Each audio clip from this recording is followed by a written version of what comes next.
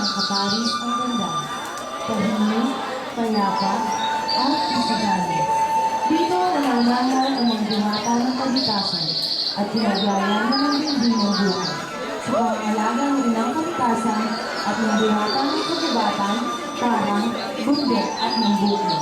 Naging matiwasay ang pamumuhay ng mga tao. Ngunit dumating ang panahon, ang mga tao ay naging abusado sa pagnanais na mapadali ang kanilang buhay. Sumibol ang sining at agham, ngunit ang inaakala nila makapagpapaganda ng kanilang pamumuhay ang siyang naging dahilan ng unti-unting pagkawasak ng kalikasan. Tinig ng darating.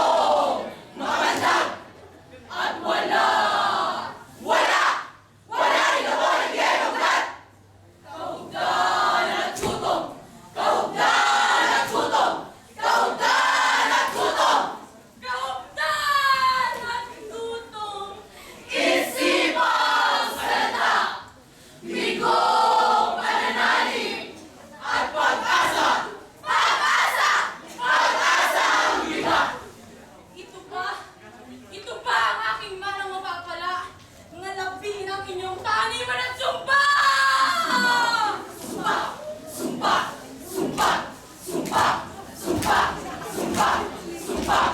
Sumpa!